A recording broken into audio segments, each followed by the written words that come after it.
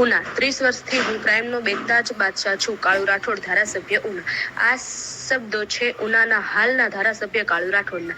ઉનાના advocate Ajay Bamaniya દ્વારા કરાઈ એક વિડીયો ક્લિપ વાયરલ, જેમાં એક રૂમમાં ભૂતકાળનો ટ્રિપલ મર્ડરનો કહેવાતો આરોપી ઇમરાન, કે જે લીલિયા પથકનો છે, તે અને હાલના ધારાસભ્ય વાતચીત કરતા જોવા મળી રહ્યા છે. આ ક્લિપમાં કાળુ રાઠોડ બોલી રહ્યો છે કે તમારું કામ ક્રાઇમનું છે અને અમારું પણ 30 વર્ષથી એ જ છે, પણ તમે ક્રાઇમ કરો તો દેખાય નહીં અને અમે કરીએ તો ન દેખાય. સોશિયલ મીડિયામાં વિડીયો ક્લિપ મૂકીને એડવોકેટ અજય બામણિયાએ કહ્યું હતું, જો આજ શરૂઆત છે. ઉના તાલુકામાં જેટલા પણ ક્રાઇમ થઈ રહ્યા છે એમાં ચાલુ ધારાસભ્યનો જ હાથ છે. ખોટી ફરિયાદો કરીને લોકોને સંડોવી દેતા એમ જ કામમાં આ ધારાસભ્ય કરી રહ્યા છે. જોકે આ વાયરલ થયેલ ક્લિપમાં અમુક ગંભીર સવાલો પણ ઉપજી રહ્યા છે, જે કે ઇમરાન છે તે હિસ્ટ્રીસ્ટલ હતો. જોકે એવું અવસાન થઈ ગયું છે, પણ તે હત્યાનો આરોપી હતો અને ઉના તાલુકાના બહારનો વ્યક્તિ કાળુ રાઠોડ સાથે શું કરી રહ્યો હતો, મીટિંગનું કારણ શું હતું, શું ઉનામાં કોઈ અપરાધ માટે બોલવામાં આવ્યો હતો, એવા અવગણિત સવાલો ઉઠવા પામ્યા છે. હાલ લેટર કાંડ વિવાદ ત્યારબાદ મુસ્લિમ આગેવાન મુન્નાનો આક્ષેપો અને ફોટાઓ બાદ વધુ એક ક્લિપ બહાર પડતા ધારાસભ્ય માટે જવાબ દેવા અઘરા થઈ રહ્યા છે. જોકે આ ક્લિપની અમે પુષ્ટિ નથી કરતા, પરંતુ જે પ્રમાણે ચાલુ મીટિંગ ધારાસભ્ય ઉપર અસામાજિક તત્વો સાથે બોલતું અને આવા અનેક વિડીયો અને ઓડિયોને લઈને શહેરમાં ચકચાર મચી જવા પામી છે. વ્યવહારની વાત બહુ ચર્ચામાં છે.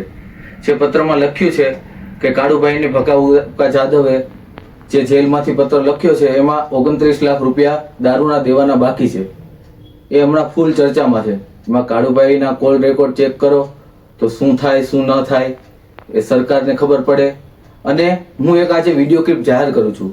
વિડીયો ક્લિપના મારફતે કાળુભાઈ ખુદ, આ કાળુભાઈ ચનાભાઈ રાઠોડ, ચાલુ ધારાસભ્ય, ખુદ એમ બોલે છે કે હું 30 વર્ષથી ક્રાઇમની દુનિયામાં છું અને મેં જે ક્રાઇમ કરેલા છે એ દેખાણા નથી અને બીજાના ક્રાઇમ દેખાઈ ગયેલા છે. મારું ગુજરાતમાં નહીં પણ ગુજરાતની બહાર પણ સારું એવું નેટવર્ક છે ક્રાઇમનું. અને આ ક્રાઇમ કેટલા સમયથી લોકો ઉપર કરાવે છે, કરે છે અને કઈ રીતે આ અત્યારે ઉના તાલુકા અને ગીરગઢડા તાલુકામાં જે મોટા ગુનાઓ બને છે એમાં પણ કાંઈક ને કાંઈક આની સંડોવણી હોય.